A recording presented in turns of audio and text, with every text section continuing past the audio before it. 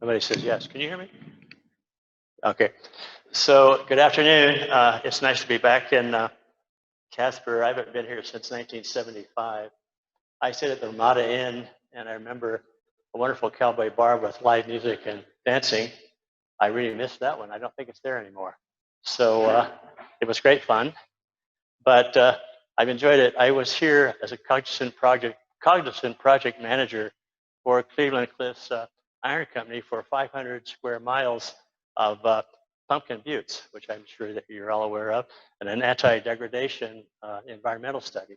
So I spent some time here, but today, after a long career, 67 years, it's going to be tough to do this in an hour. No? Better? It's going to be tough to do this in an hour. 67 years of teaching and practice. I started as an associate member of AIA in 1953, so I've been a consistent, continuous member of AIA since 53. I think that might be a record, but I've enjoyed my time as an architect.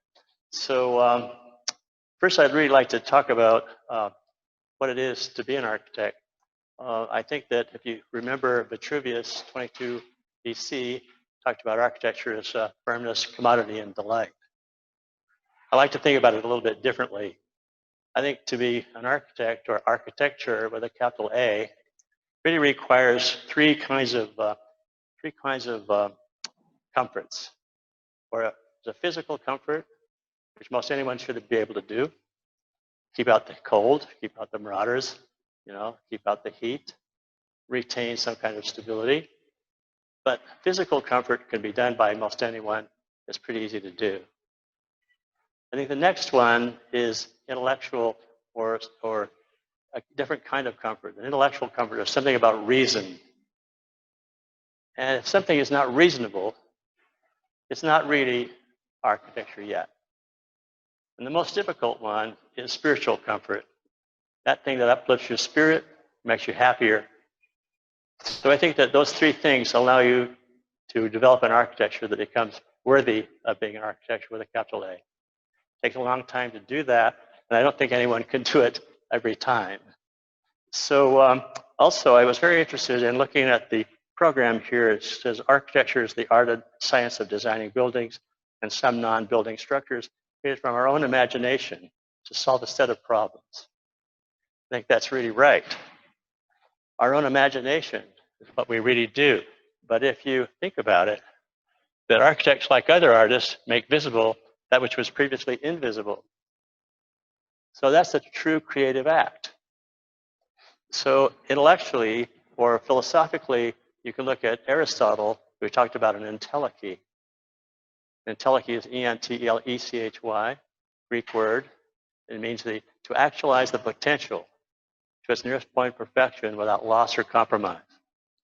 So the actualization of the potential is really a creative act. To actualize a reality or actualize something that's already existing is not a creative act.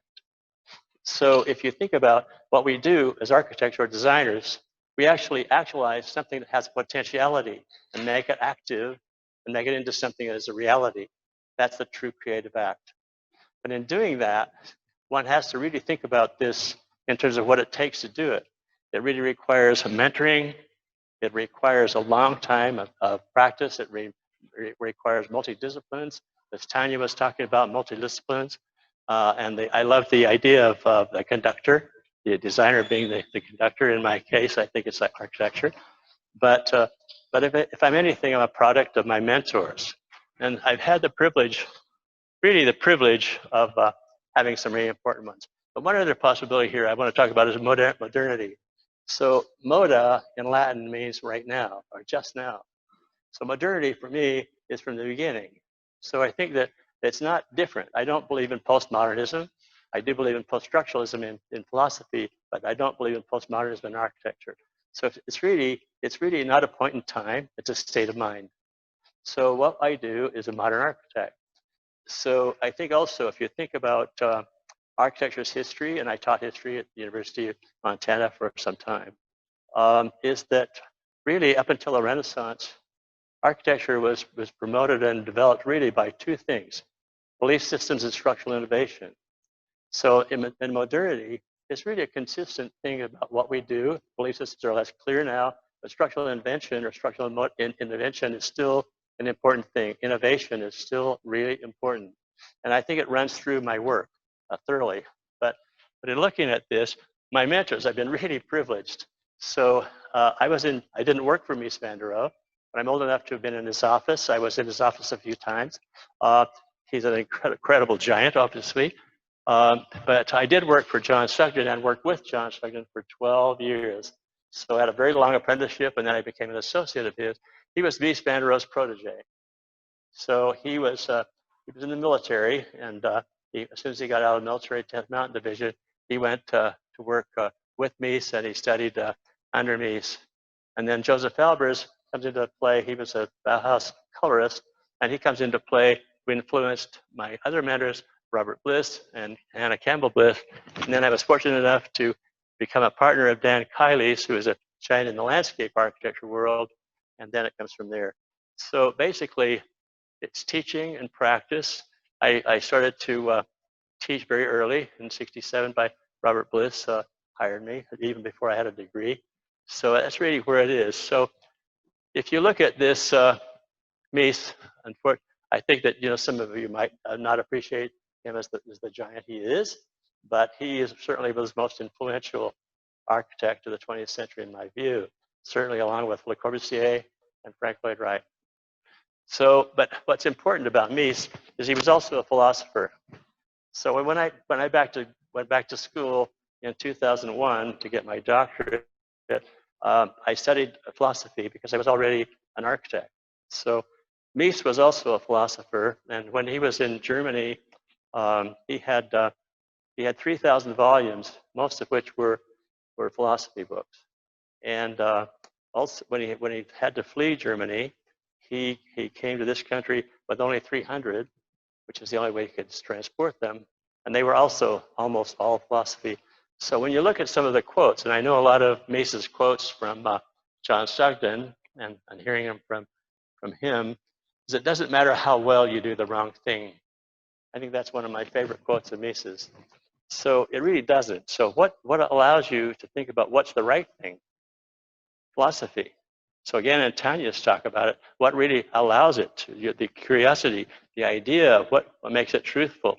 And I think one of the answers about the strip mall or about a mall's, it has to be honest, doesn't it? Yeah. So when you look at Vitruvius' statement about firmness, commodity, and delight, delight in Greek was really a virtue. It was actually a veritas. So you can't have beauty without truth, which is Platonic. See, so if you look at what we look at here in the strip mall, or when we look at shopping malls, they're false. Most of them are very false. There's nothing real about them. So I think that we sense this idea of truth. So truth that comes forth and speaks to you shines. So architecture, art should come forth and speak to you and shine. It becomes both a noun and a verb. So what also influenced Mies is the style period. The Van Doesburg was a good friend of Mies's, and he certainly was hugely influenced by that. And so I'm going to take you through some of the things I've learned through Mies and through Sugden and through my mentors. I'll go fairly quickly here, but basically the brick country house was about planes in space.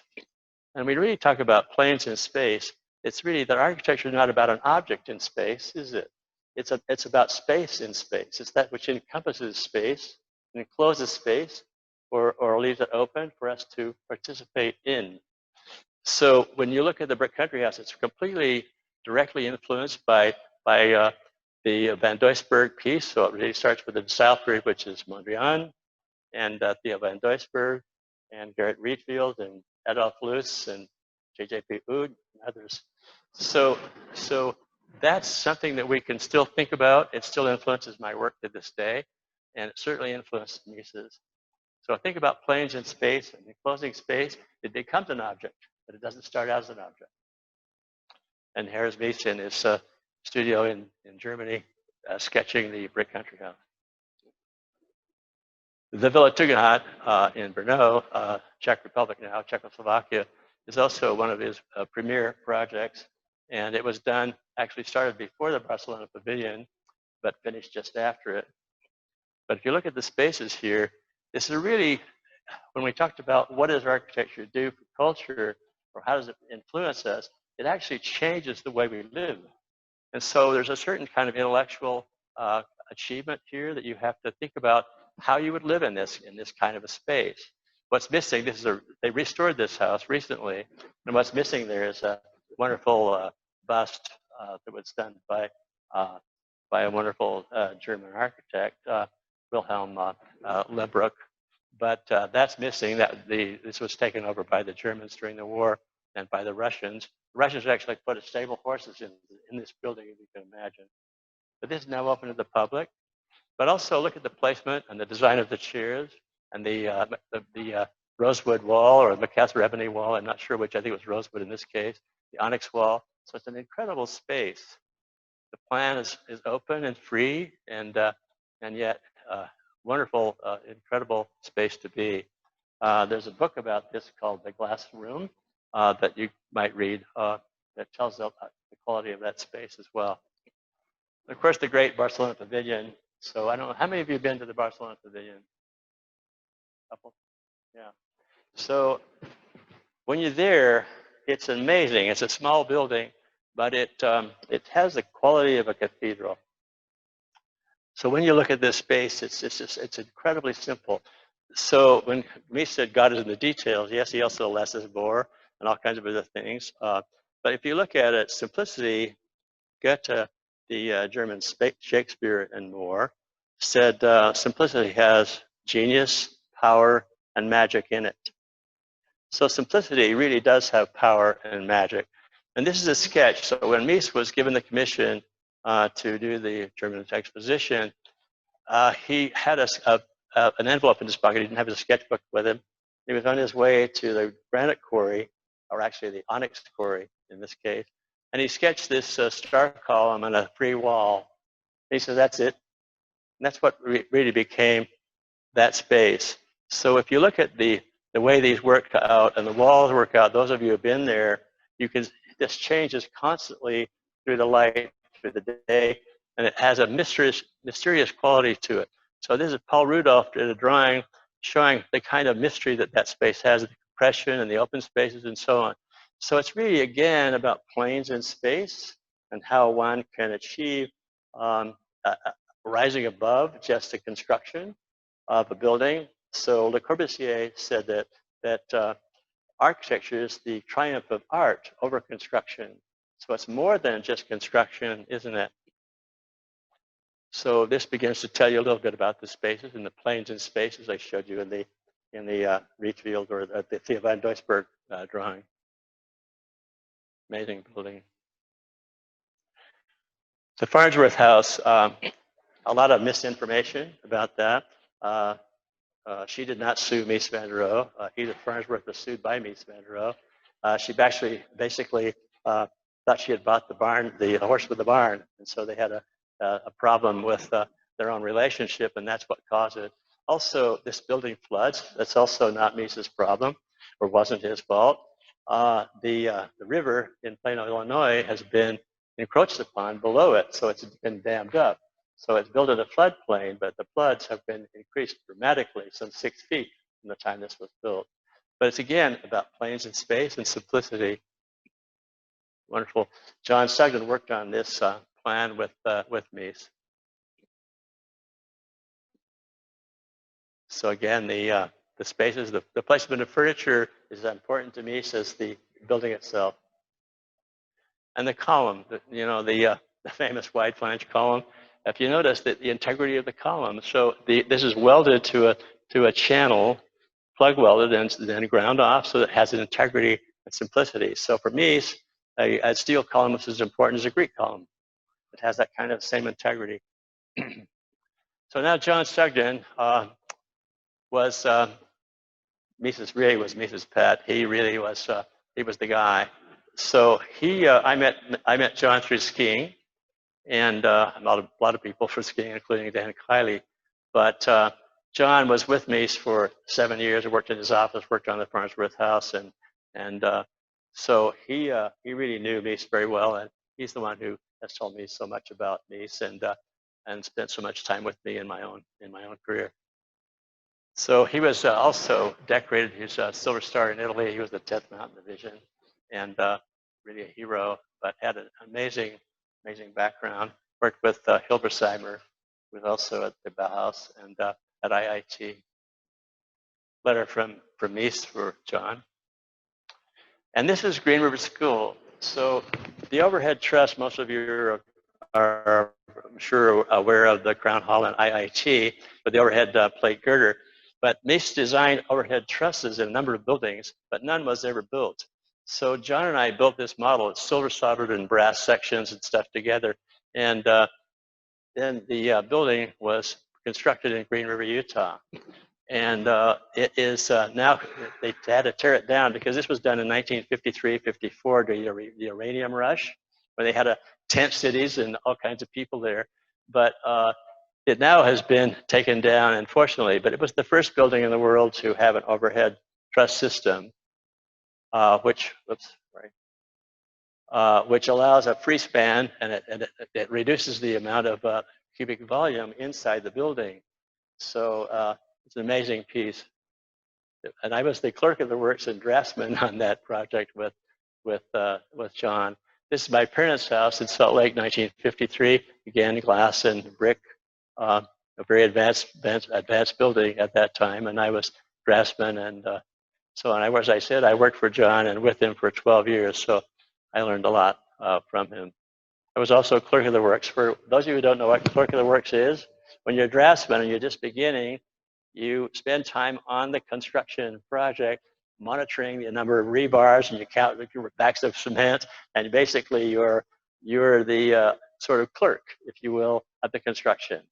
So you learn a tremendous amount about construction as well as architecture. This is the Alta Lodge edition. All these are, of course, very Miesian, as you can see. I was an associate by then with John, and we did this in addition to Alta Lodge in Siskiyou. And in the Siegel residence, we actually did design build on this one. I was also the construction superintendent, so learned previously a lot about construction. So we actually constructed it and designed it.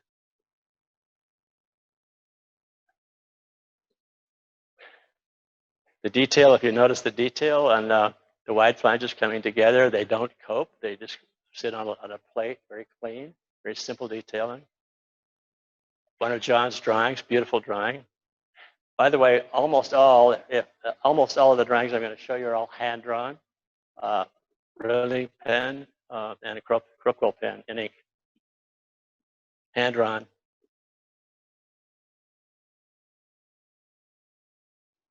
This is the house that he did for his mother. Now it's been purchased. And when John was in Salt Lake City, he was hardly known, and it was struggle. There was a big struggle for some time. But now he's quite famous, and this house is probably built for less than $100,000. I think it's now worth about $3.5 million. So this is a really remarkable piece, very similar to the Farnsworth House in Salt Lake City. This is the little studio below that house when John was living with his mother at that time. This is the studio. It shows how the design works and how clean that system is. This is his studio in Park City. Very dramatic, very strong. So one of the themes that runs through this for me is structure as form giver. So as I mentioned in history of architecture, belief systems and structural innovation from the beginning of time to the Renaissance. And then, of course, the Renaissance, it got complicated, and then structural innovation starts again in the Industrial Revolution and post-Industrial Revolution. So structure as form giver, for me, is still very, very important. And you can see very clearly that that's what this is. So Joseph Albers is Bauhaus master and colorist. So he was not a mentor of mine, but he influenced two other mentors of mine very, very completely. And also through that, I taught color at the University of Utah for about 3.5 years with Anna Bliss. So Joseph and Annie Albers were Bauhaus people, but they also went to Black Mountain College and then Yale University. So they're influential indirectly for me, so they become mentors in a way. So the interaction of color indicates, of course, that color is not isolated from itself. So the gestalt of color, of course, if all things were yellow, it would be gray. So it's all about the interaction of color. So I taught this at University of Utah for about 3.5 years with Anna Bliss. And Bob Bliss, again, was a student of Albers at Black Mountain and so on. So what I'm trying to show here is a continuity of ideas and a continuity of modernity and a continuity of design through mentorship. And I think that's the way one learns best, and I hope that can continue. Also, I think the academic world or pedagogy and practice work together. There's symbiotic relationship, and I think that one definitely affects the other in a very positive way. Also, the students, and I think that's Brittany, of course, is a student of mine right here. She just graduated. Congratulations again. About a year ago, or a little less than a year ago. Over a year now. All right. Anyway, so at Montana State, where I've taught for 14 years and just retired very recently because of the COVID virus, I didn't want to teach face to face. I love teaching, but I didn't want to die doing it. All right. So anyway, Bob Bliss, wonderful person. He hired me to teach in 1964. I didn't have a degree yet, and I wasn't licensed yet, but he still hired me to teach, so I taught basic design. So it was through him that I met any number of other people. But Bob was an amazing professor, amazing teacher in every way, good friend, and I miss him very much. But he introduced me to Dan Kiley and a number of other people. Also, he did this deployable system for the space people, and they really didn't. They never gave him credit, and they didn't ever pay him, which is really a shame, because this is essentially the system that was used at the moon landing. He did a lot of furniture as well as teaching. So they're very interesting stuff. And they also were architects in Minnesota. And he's also part of the Snowbird Design Group. And I'm going to spend a little time on Snowbird. It was my major commission, largest commission I've had. And the Snowbird Design Group was basically made up of Bob Bliss and Rickson and Christopher and myself, and also Dan Kiley was a consultant. But it's just curious. So a lot of my work comes through skiing. I started skiing when I was about 3, and it's a very important part of my life, and it's been a sort of skiing runs through it. So Bob was one of the people who was part of Snowbird Design Group. And then Anna, I taught with her color, and she was absolutely a genius, no question about it. She was at Harvard when she was in high school. She was a fellow at the Academy of Rome. Her work is all over. She's in any number of galleries internationally, but a mathematician, a colorist, an architect, and a wonderful human being. So teaching with her, I learned a tremendous amount. So she was one of the pioneers of computer graphics and computer art. You can look her up on the web and see more of it. This is also this is cast glass. So what this was, she went to a glass manufacturing company, and they just cast solid glass and then put this into a church in Salt Lake City. It's really quite beautiful.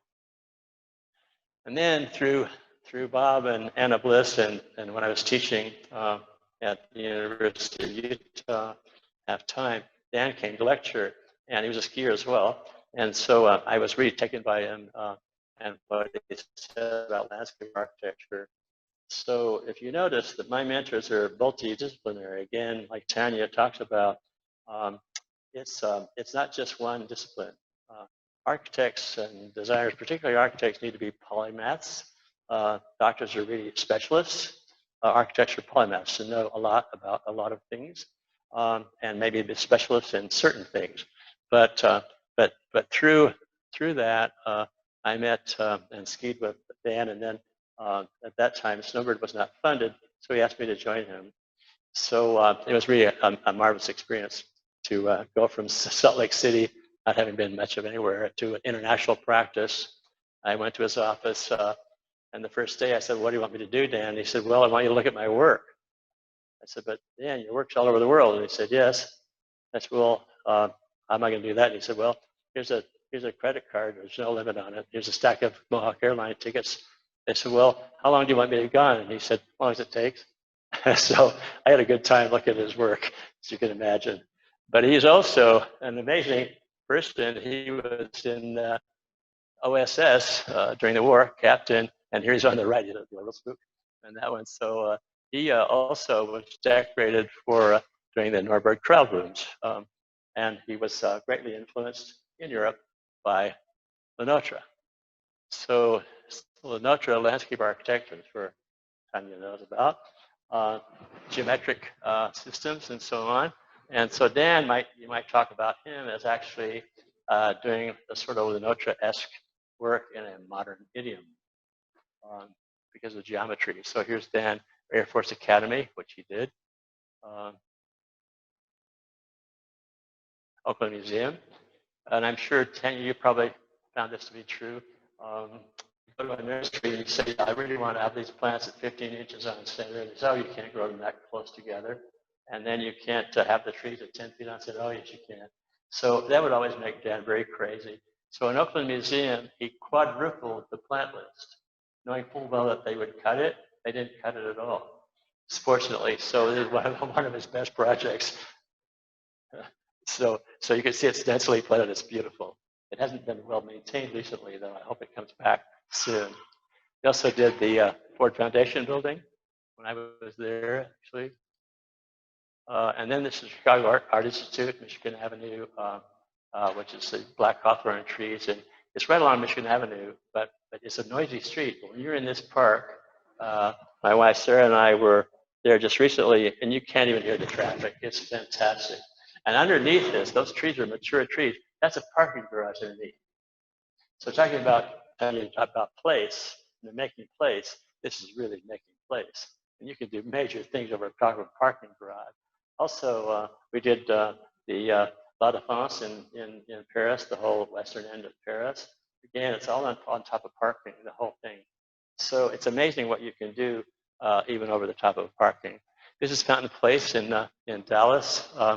Again, if you've been in Texas in the summertime, you'd appreciate the kind of coolness that you'd get from this kind of planting. Dallas Art Museum.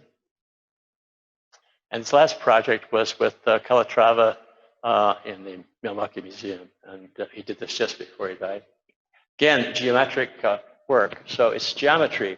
So Dan didn't like Capability Brown. So he said Capability Brown was anything but capable.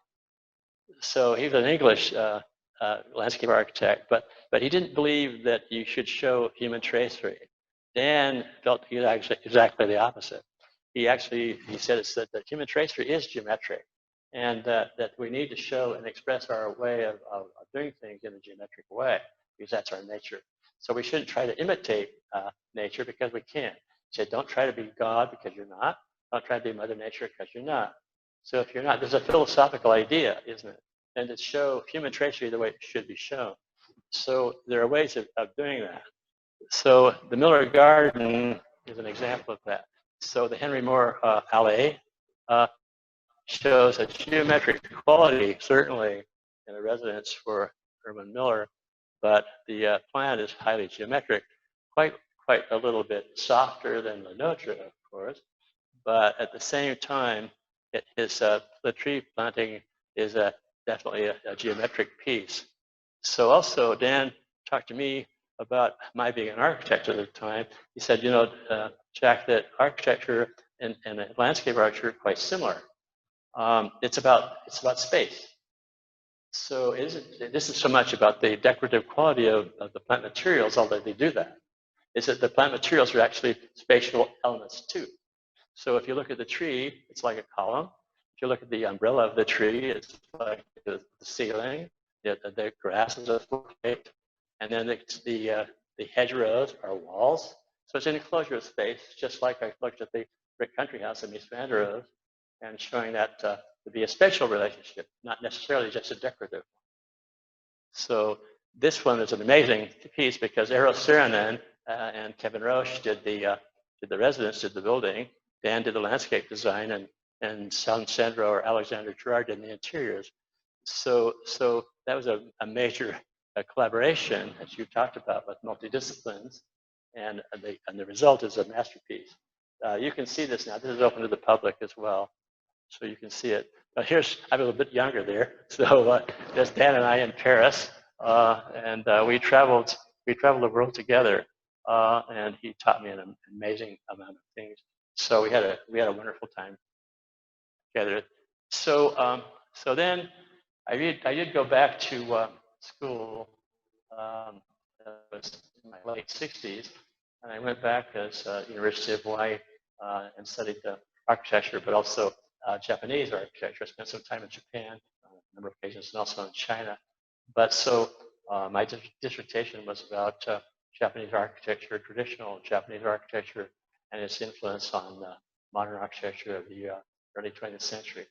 So I think that, as I mentioned before, that teaching and practice are very mutually beneficial. They really are a good relationship. So I really, this is really true. I really try to teach what I practice and practice what I teach. So Snowbird was, through skiing, major commission. I was not yet registered when I first got the project, and that's when I brought Dan into it, and that's how I met him.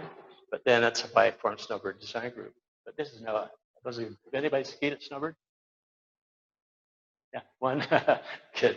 So anyway, here I am with Dan in early 1968. I've got a lot of powder skiing in and helicopter skiing. It was great. So this was a project that was really, really important to us. Here's the same drawing again, but Snowbird Design Group, and that's where the people that I worked with to get this started. My first idea, though, was far more bold than the way Snowbird started out. It's a glaciated canyon, and it's quite narrow. So I thought what we really do, environmentally, this would have been far more responsible. Because right now, they're having a big war about what they're going to do about the traffic that was going up and down the very narrow canyon. It's almost impossible, but the situation they have. So I proposed a tram that would come from the bottom of the base, from just above the area in Santa, Utah, from the very base of the canyon, tramway to go up into a big bridge would span the whole canyon, and then a tramway going up to the top of the mountain. It was way too bold in 1964, 65 for them to accept, but I think it would have been the eighth wonder of the world if we had done it. So this would be plug-in architecture, plug-in units. So there would only be one building, and a tramway going down and a tramway going up. I think it should have been done that way. Now, after all this time, 50 years later, they're proposing a tram. So I hope it happens. So this is the early stuff. You can see how narrow and how glaciated the canyon is. Here I am on the lower part. I'm not that guy, that beefy guy up there in the left-hand corner. I'm the one who's stooping down doing a slump test with concrete to test the concrete on the left. But so I was involved in the construction of Snowbird as well as the design work. And these are some of the early studies. So because it was such a steep glaciated canyon, to build there was really difficult. So what we did is we followed the strike of the contours for the buildings.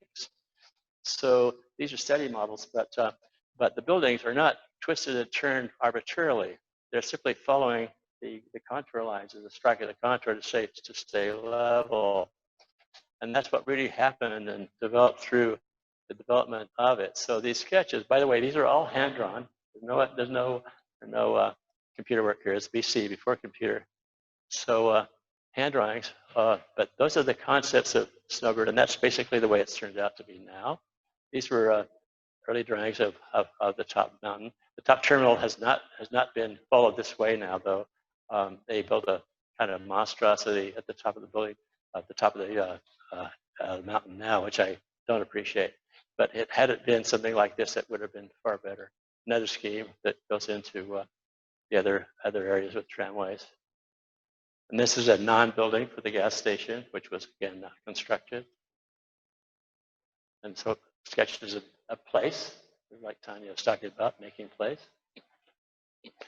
Nice pencil drawing that Pickering did in our office of the Lodge 4. Studies of how we could deal with Lodge 4, borrowing spaces, hand drawings. And the model that you see, the building, you see that's a multi-story building there to the lower right of the screen. That's actually a cardboard model. So this is before computers. So we actually just build a model and photomontage the model into what was built and rephotograph that. So it's a lot more difficult than setting up a computer system now. It's quite convincing because it really is the way it worked out. We had sod roofs. I had visited France and Grenoble and looked at the Bastille where they had sod roofs, and I thought that was completely appropriate. So the buildings in Snowbird are concrete and glass and sod roof.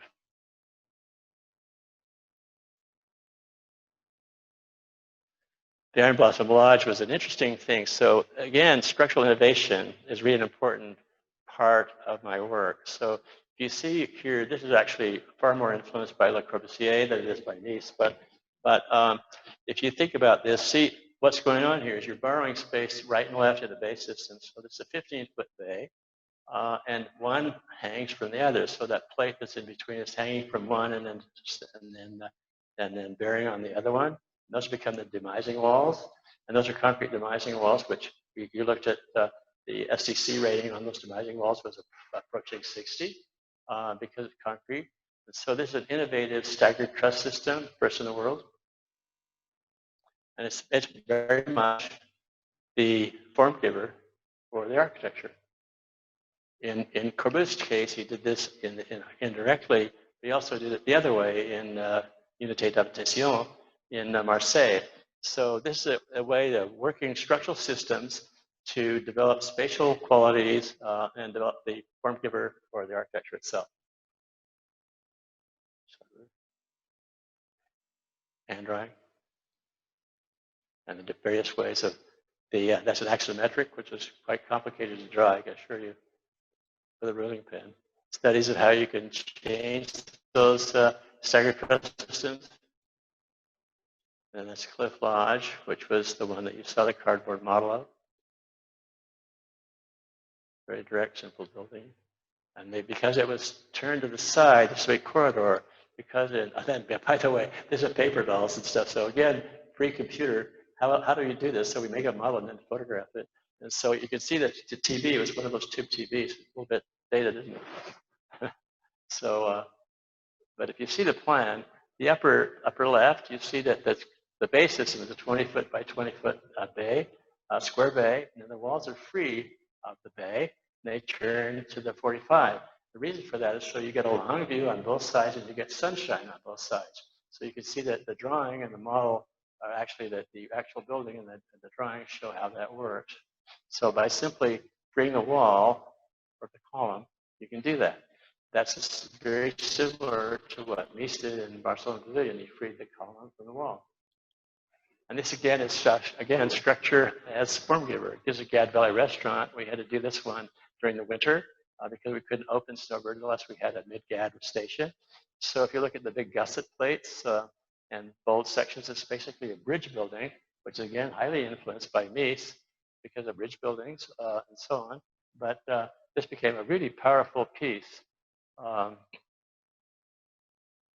Again, it's also ADA. You can be ADA and ski. You can come off the mountain and ski straight into the piece. See, so that's the system. Model of it. It had to withstand 100-mile-an-hour winds and heavy snow loads.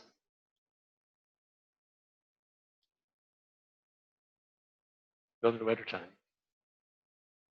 That's a kind of mother of all gusset plates. And an outdoor space, wonderful. Indoor space, again, structure, isn't it? And you notice also, flat roofs in snow country are the best, not the worst. So the snow that people are standing on down below very often gets to be 10 feet deep. There's almost never any more than about 18 inches of snow on the top because the wind blows it off. So when you have a pitched roof in snow country, actually you get cornices, so you get a tremendous amount of weight on the lee side and no weight on the windward side. So flat roofs most of the roofs are in snow country where I've done are flat roofs. So that's just the credits for Snowbird. A lot of people were involved, of course. So this then, I left Snowbird and my firm that did it. We had a firm of 75 people doing work all over the place. And so I left and went to Sun Valley, Idaho. And this is a project I did, one of the early projects I did there, the old Shillington residence. So again, I show you this because of a similarity in the structure and structure as form giver. And also, this is built in very close to the mountain, so there's very little light. So the clients wanted to have a delightful, lighted place, and so these were light cannons that bring light into the spaces. And again, the flitch plates in structural innovation in terms of bringing a Alaska bill, which is just a chainsaw, which cutting it, they put a steel plate and bolt it through. Light, quality of the light. Two-way system. And this is going to be important to remember because this is simply a two-way system. So those of you who know about engineering, this is just a M moment. M equals WL squared over 8. And then it's two-way, so that's divided by 2. So that's a two-way system. And it's something I've been looking at for some time. But that starts to be a development that I'm going to show you later on, show you what I mean by knowing something about structure is really important. I do not think you can be an architect, a full architect, unless you know structures. So this is how the building was put together, flitch plates and the diagonal pieces that take all the lateral load. This was an old floodplain as well, so it's lifted off the ground.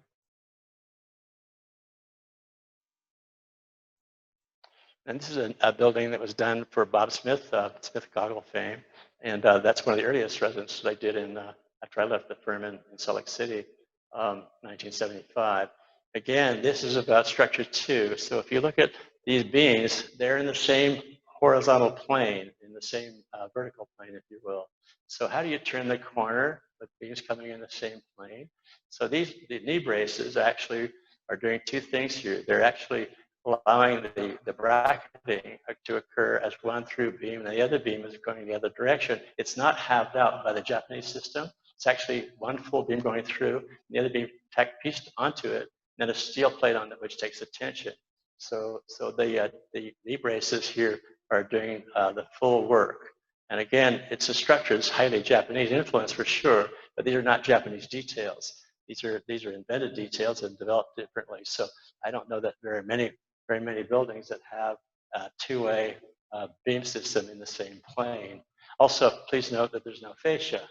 So in snow country, that's also a kind of important thing because it takes the weather beating the most. So you can see how that turns a corner. And then it gives a very interesting quality. This was purchased recently, fairly recently, and restored by a very rich guy who actually is so rich he supports a country in Africa. But you can see the floor, that's the original floor on the left, and then they reworked it and put in a new radiant system. This is a radiant floor system, but they put in a new system. But you can see how the structure itself gives the character of the building and also becomes completely functional.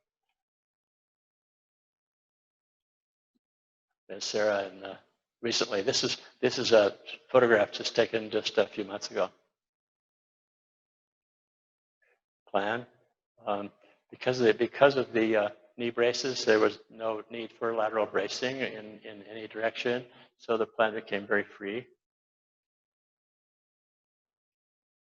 This house in Washington, that again explores systems. So this one again is a two-way system, layering. And I think you'll see the development of the layering system that as it develops.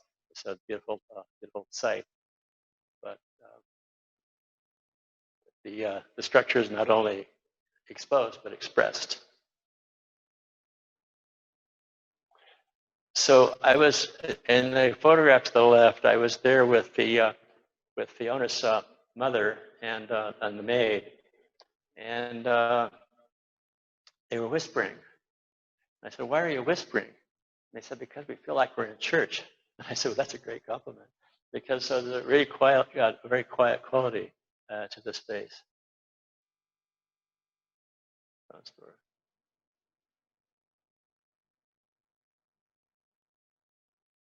So the system, again, the views are so incredible. So I put a 45 on the ends here so that you could develop almost like a bay window so you could see the beautiful views.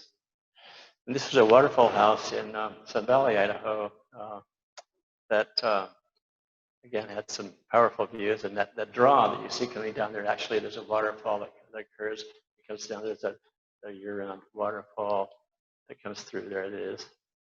And again, this is again experimenting with the system. So this is two-way. It's still not acting as a truss. So as I mentioned before, this is m equals WL squared over 8, or m equals squared WL squared over 12 if it has continuity. So, but again, if you look at the ideas here, it's a long development of trying to figure out how to make a system work and be really efficient. And also how they work together, that's the roof systems. You know, so everything is solved here. Part of architecture for me is to have an architectural solution. Nothing is arbitrary, it all works. You work at it until it all works together. Nothing is forced. So like a Buddhist idea of things, you can't force anything, it has to work. Similarly in Paratiho, New Zealand, this project was constructed not quite the same way, but again, it's corrugated metal copper roof, which turns green there. And it's a brilliant site, wonderful site. It was a great opportunity to go down there for a long time. Now, I do have to admit to some computer-aided drawings on the right-hand side. But this was a very exciting project to go to New Zealand and spend time on it. But again, it's about structural innovation because it's layering.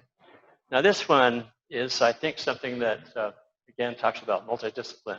So this was done by a project for Tom Hormel. It wasn't constructed, actually, it's a ruin, because during the construction process, he decided he didn't want to live in Sun Valley anymore, so he moved to Hawaii. So actually, it was buried. But the idea here is, again, is just to engage the building into the site. But more importantly, it was about the landscape design and how to develop this into something, again, about place and what would be appropriate. So the landscape design here, if you look at this, we planted 2,500 trees. They're all on a grid. They're all on a grid. That's the way the site was initially. Nothing is there. That's the site. That's the design for the landscape design, and that's the way we developed it. So those are all on a grid, but what happens on that grid is we developed this wetland. There was water there, but we put the reeds and all that stuff in. But if you look at the coniferous trees and if you look at the aspen trees, they're on a grid.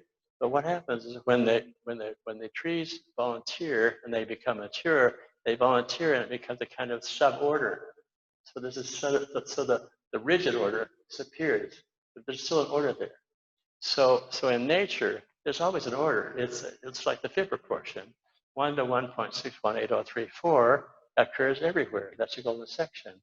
Or the Fibonacci series, 1, 1, 2, 3, 5, 8, 13, ad infinitum. It occurs consistently.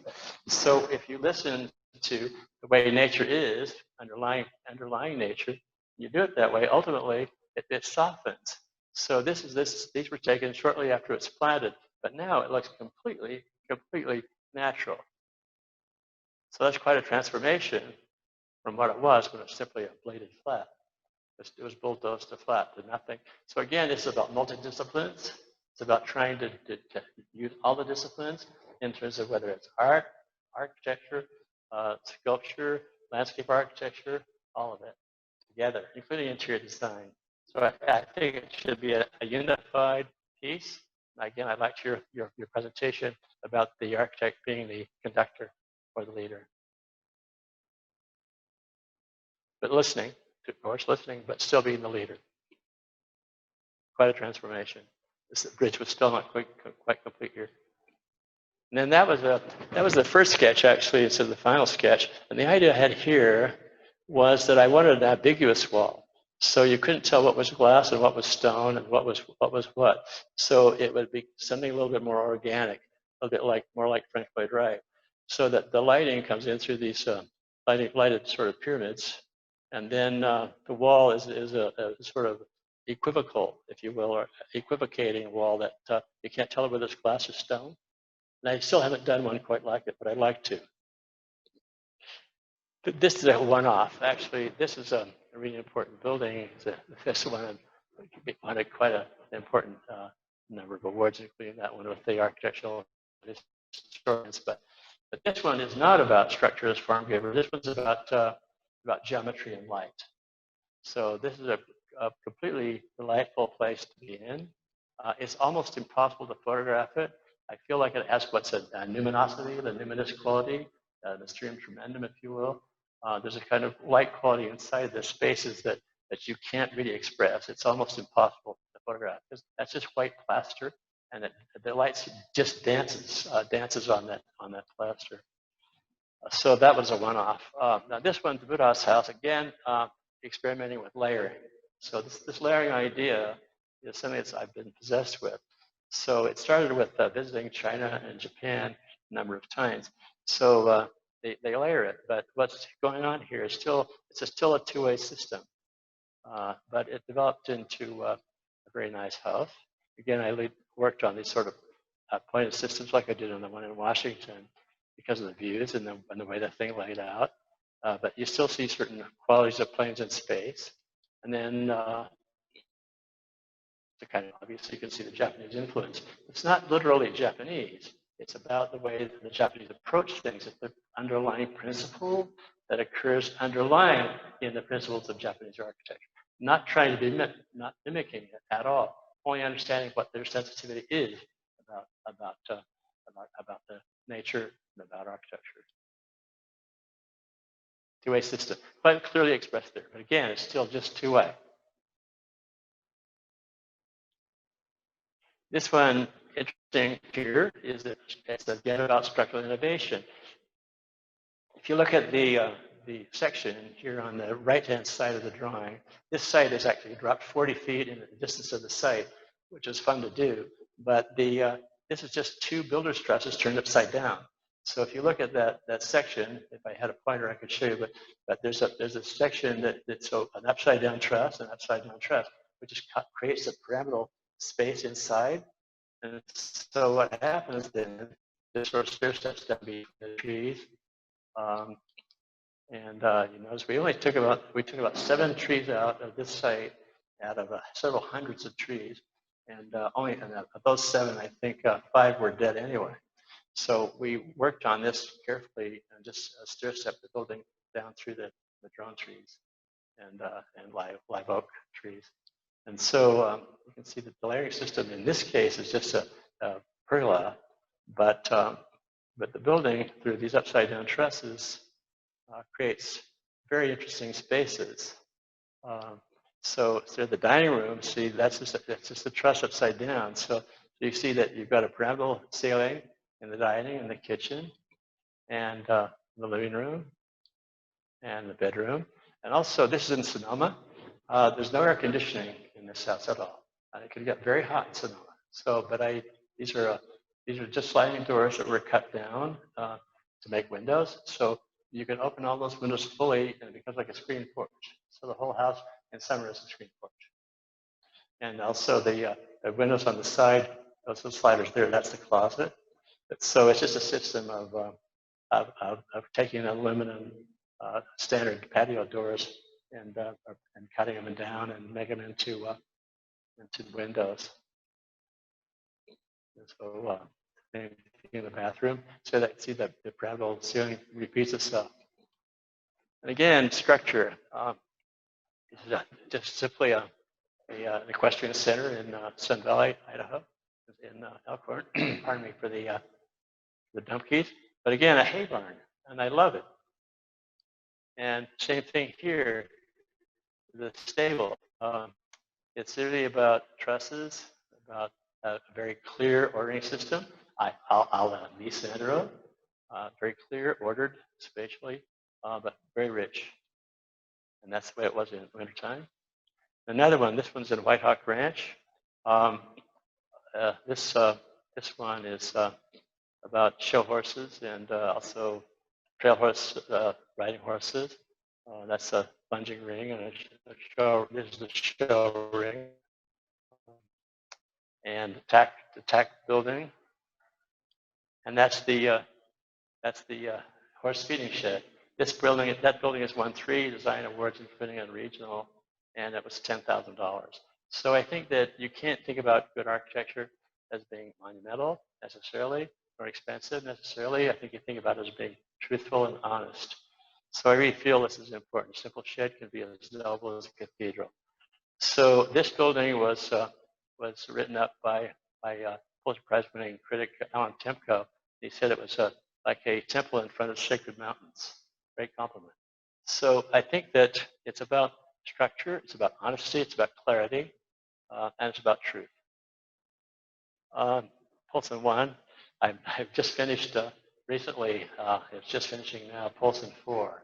So this client, they build a house, live in it for 3 or 4 or 5 years, and then they sell it when they get the right price, and they keep doing it. So this is I've just done the 4th one. This is the first one, but they're wonderful clients, and I think they do quite well on each one. I think they made about $1.5 million per house so far. So it's a kind of interesting system. But this one again is a steep hillside site, and what happens is just stair steps up the site. And the building, the paneling in here is temple grade, vertical grade fir, just concrete floors, all radiant. I've been using radiant floors since 1972. There's no other kind of heating in here. It works perfectly. I think it's actually almost immoral not to do radiant floors in any given building. They're more efficient. They're less expensive. They're more efficient to operate. So I think it's the only way to go. Natural ventilation.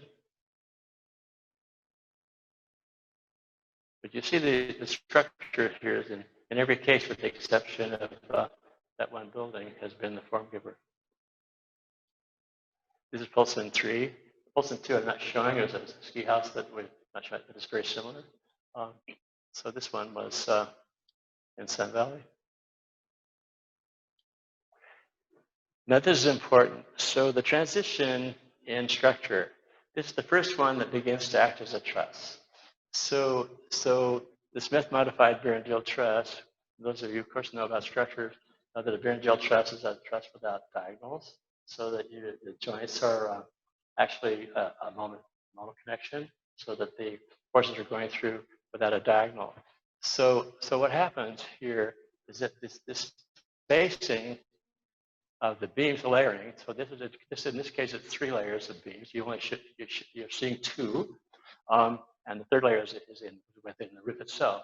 So what happens here is instead of being WL squared over 8 or WL squared over 12 with continuity, it's about WL squared over 12 divided by 10, not divided by 2 anymore. And the reason for that is because of the truss action. So actually, it's completely indeterminate. So they're PhD engineers at Harvard and in one other, I was Stanford, and they were blown away by how this reacts. So this was the first one to really start to do that. And I'd thought about it for some time, but Kengo Kuma, a Japanese architect, does a similar thing when he does his bracketing, and it is in cantilever principles. But this shows it quite clearly. So because the beams are closer and layered, there's a bolt that goes through. So the bolt goes into shear. So when it begins to deflect, it bolt goes into shear, and it simply doesn't deflect. It's absolutely incredibly rigid.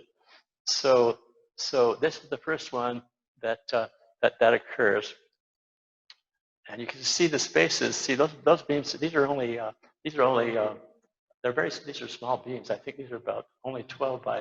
I'm not sure exactly the dimension, but I think they're 5 1/8 by 12, 3 layers, and so they're decent spans with very little material. So that becomes quite environmentally responsible in my view.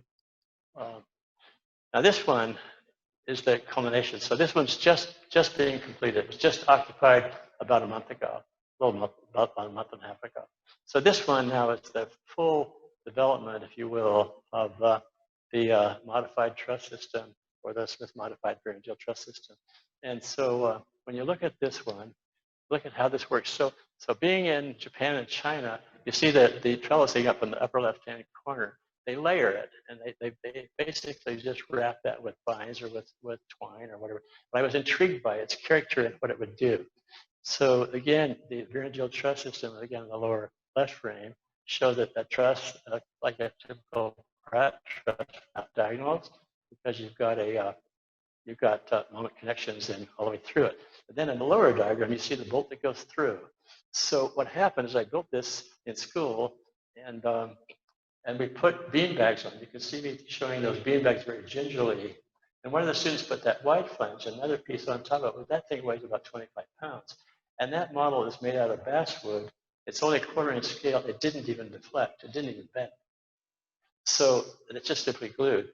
So I thought, whoa, that is mind blowing. So that's when we started to do the structural analysis of it, and then sent it off to Stanford and Harvard, and they were blown away.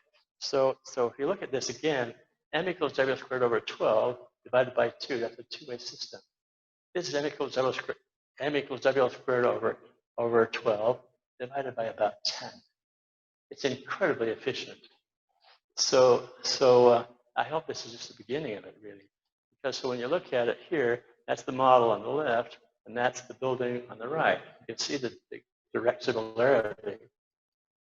And of course, that's the concrete work here, by the way, was a brilliant concrete contractor. But again, this is about planes in space, the Miesian influence about the planes in space here, I hope. But you can also see what the system is doing. So this system is not only giving the sort of meter of the house or the module, the character or the ordering system, it's giving the whole architectural character of it. It's also being an incredibly efficient structure. So it's exciting for me to see that. So I'll show you some of the interior pieces in a second so you can see what I mean here. And so now look at planes in space.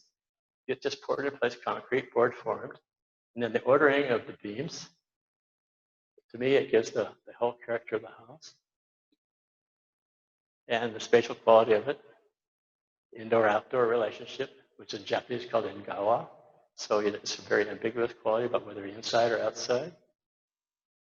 And this space is now, this is 60 by 60 feet with 4 layers of 12-inch gluons. It's unheard of. 60 by 60 feet, 4 layers of 12-inch gluons at 5 feet on a center. The key is the spacing. So as soon as you space them close enough, the calculations change. So again, if you don't understand structures, I don't see how you can be an architect. Because architectural innovation and structural innovation is what it's about. So these spaces start to be really real. And when you look at that, I don't have a photograph that shows it very broadly enough, but that's 60 feet. It's amazing. And then of course it's a 3-level house with an elevator in it, and it's beautifully furnished. These people are quite well to do, which is pleasant. And then this is quite literal. This is a room that he uses to meditate. It's also a guest room. So there is actually a tatami mat here and soji screens, but that's the only literal piece that I've done so far that's really quite Japanese. But again, the character, the whole order of this house, the whole system is based on structure. Outdoor fire. House. And the legacy goes on. So when I was teaching at MSU, I was also taught history, which I've always been intrigued about because I think history is also a principal piece. So if you don't understand history, I don't see how you can really be an architect either. So I asked the students to do a model of an arch so that they see how an arch works, so they can see how a keystone works. So two students, these two students built a real one. It was incredible. So it's he had in teaching in Montana is great because a lot of people have ranches there. So they built this arch, and I was thrilled by it. And then this one, this is a tea house project that I like to do. So these are students that did traditional tea houses, again, studying structures. So if you look at this one, you'll see that the structures here are really coming from traditional Japanese and Chinese tea houses, and then developed into the modern system, which again uses this sort of Smith modified pyramidal truss system. So what my feeling is here is that I've been mentored wonderfully well by great teachers, and I feel that the mentoring goes on, and I think it's an obligation to continue teaching in some way. So this one, I introduced this student to tensegrity, which is a discontinuous compression tension systems. And so he took it to the limit. So he determined that you can do discontinuous tension compression systems, which is started with of course, very, very early on with Bucky Fuller. But he took it to extremes, which I think is what you should do in school, is to take it all the way as far as you possibly could go. And so these are indications of the tea houses. The one on the lower left is a traditional tea house. There's one student on that Haiti, after the earthquake shown in Haiti, he won an international competition in first place using some of these systems. And he also did the rethinking of Bridger Bowl. And another one did this big, huge bicycle racing platform. And that one on the upper right is a Smith modified pyramidal system, only used in a small residence, which is very affordable. And then a tea house space on the upper, which was a meditation center. So my feeling is what happens here is you can see that hopefully the influence and that the legacy really goes on. So thank you. Questions? No. I made it in almost a little over an hour. If you have questions, I'm happy to take them. Right?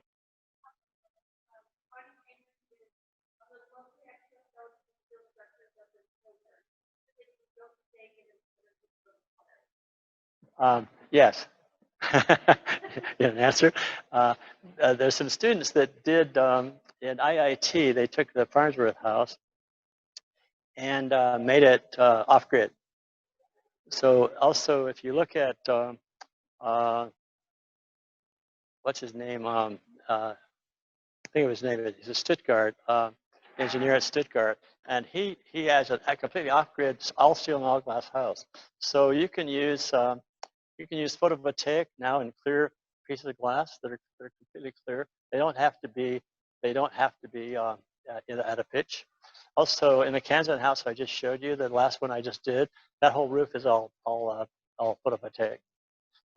So the answer is yes, and I think that also in space age technology, I saw at Siri a panel that was 1 inch thick. Sorry, 1 inch thick. Evacuated foil, R100. The Eagle Creek house that I showed you that was about just geometry and space, not about architectural, not about structure. That one has an R100 wall, an R70 roof. The first house I did in Ketchum was for Dick Mavett. It was done in 1972, had an R factor of 75 in the walls. So I think that your question is a good one, but I think that sustainability is not new. I think Vitruvius talked about sustainability in 22 BC. He didn't use the word sustainability. But any good building should be a responsible building. One of the best ways to be sustainable is not have to do it again. So permanence is really important. Also, the ability for a building to be flexible, change in character. Meets was all about that universal space. So to be able to change a building's function without changing the structure or the bones of the structure is really important. Again, part of the structuralist form giver is about that structure is a skeleton. And so you can change the character, you can change the walls, you can change the function very dramatically, very easily. So if you can do space age technology with an R100 and an inch, I think you can do it. So I think we just have to catch up. But also, you know, Japanese glass right now is available with an R14 in double glazing. So we don't go far enough with our technology in dealing with it. But also, I think that we can also seal buildings up too tightly. So there are also problems with that too. So I'm not sure that I agree with all of the energy codes because I don't think they look at it carefully enough. I practiced in California for some time. If you look at Title 24, it said you could only have 10% glass in an office building. It was completely backwards. It meant that you had to put the lights on all the time, and the lights are the ones that give off the energy and also take the energy. So they give off all the heat. So they're wrong. So I think you have to contest the codes. Again, Smith modified Virgil Trust. There's no organization for that. There's no pattern for it. There's no program for it. So if you ask a structural engineer to do the diagram for it, most of them say no, because there's nothing to do with it. So you have to be inventive about it. So if you look at it, you need to challenge those things, and then you take it to the edge. I don't know if that answered your question or not. Any other questions? Okay. Oh, sorry. Yes.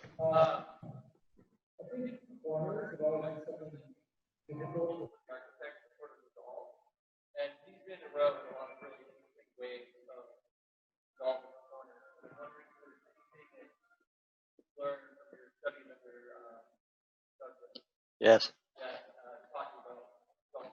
That's a great question. Yes. Sorry.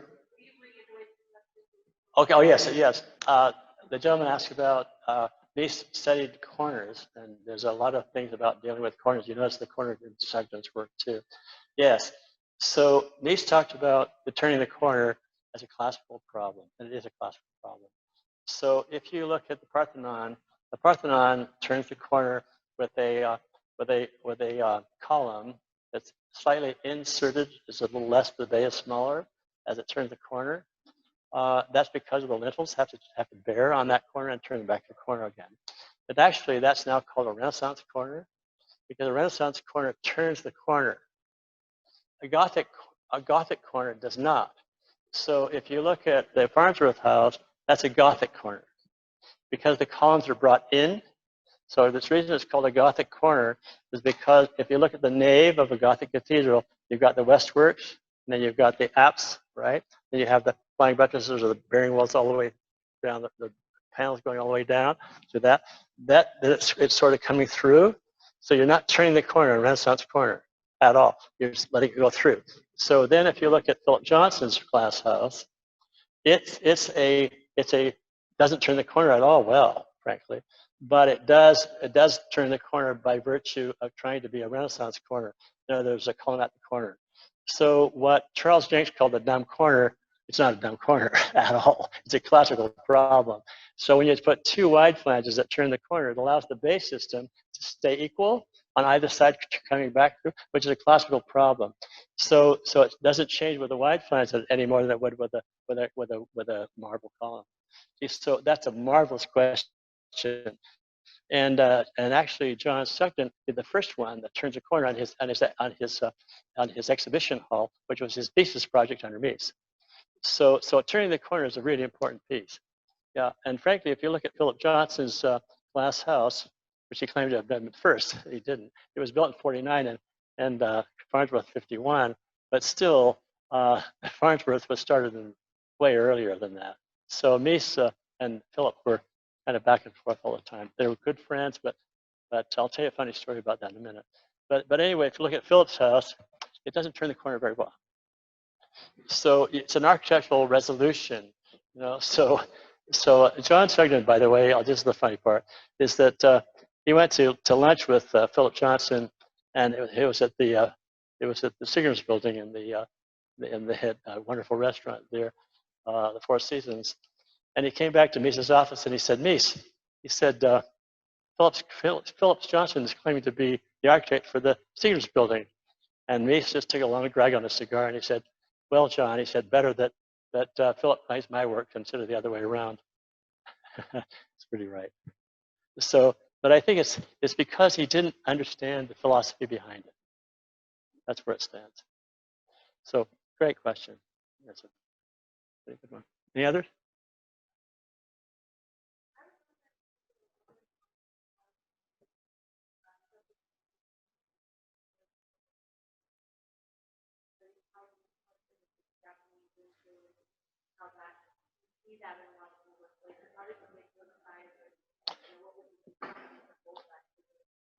Yeah, the question is how's the resolution? I'll try and rehearse the question a little bit, but the change between Mises' influence in terms of structural innovation and the Japanese, I think they're both the same notion underlying it. So I kept saying that I'm not literal about Japanese work. I try to understand what made it so. And also, Frank Lloyd Wright, his favorite student was Fay Jones. And the reason that he was his favorite student is because Fay Jones didn't try to mimic Frank Lloyd Wright. He tried to understand why Frank Lloyd Wright was able to do what he did. So if you look at Japanese architecture, or in some cases Chinese architecture, which is actually derivative from Japanese, I mean the other way around, is that it's the ordering system that occurs, the post and beam system that occurs, and the attention to detail, and how the ability to make those connections and how they work. So to do a Japanese connection now, having it out and dealing with all these pieces, it's impossibly expensive. So the Japanese architect now would be Kengo Kuma to look at, and his system is very similar to mine. I don't know him, we haven't met each other, but I was doing my work a little bit before him, about a decade before, but he looks at bracketing. So he's got a layered system, sort of like mine, but his is a cantilever. So it's bracketing. So bracketing occurs in China and Japan. So he's taken that now to a modern idiom where you're not having to cut and make the complicated connection. So by simply putting a bolt or a physical connection between, because we can't afford to do that handwork anymore. So that's why he was able to do that. But so to answer your question in maybe a better way, is that the influences or understanding of the detailing and how it works from a point of view of making it is the influence, and also the philosophy. So I kept saying about truth and honesty. See, so it's not fake. There's nothing fake about it. It speaks to you, right? So I say that if architecture, if art is not speaking to you, it's not art. It has to be both verb and noun, doesn't it? So architecture has to be the same. If it's not speaking to you, it's not art. So if architecture is not speaking to you, it's not architecture. See, so it has to, that's the spiritual part. It has to come forth. So in Greek truth, it's truth that comes forth and shines. It comes forth and speaks. See, so if an architect is going to come forth and speak, then it's going to be the same, isn't it? See, so if you look at a really great Japanese building, and there are so many, then you'll see that they're really truthful and honest, but they've been over generations and centuries and centuries and centuries. So again, that's why I said that modernity is not a point in time. It's an attitude. It's a state of mind. See, so if you think about stages, pieces, and edges, it doesn't work. It's a continuity. It flows through. It's a progression. See, so post-structuralism and philosophy is different. So Saint-Cyr was a structuralist in philosophy and a linguist. So it's too rigid. So postmodernism or post-structuralism in philosophy is different because it allows you to go past and allow the intuitive to come in. That's why people like Derrida and Foucault and people like him, Gilles Deleuze, they allow that philosophy to come past, move past the rigidity. That makes sense. It doesn't. It's not the same in architecture. So postmodern architecture for me was false, fake. It's cardboard Egyptian. It's ridiculous. It's a resurrection of dead forms for no reason. So there's no continuity. There's no flow. So So if one doesn't have a complete understanding of history or a complete understanding of structures, if not, one is not a polymath, how are you going to do it? I don't think you can. And it takes a long time, right? See, so it's the underlying principle, it's the philosophy behind it that allows you to do that, right? Okay. All right, thank you so much. Appreciate it.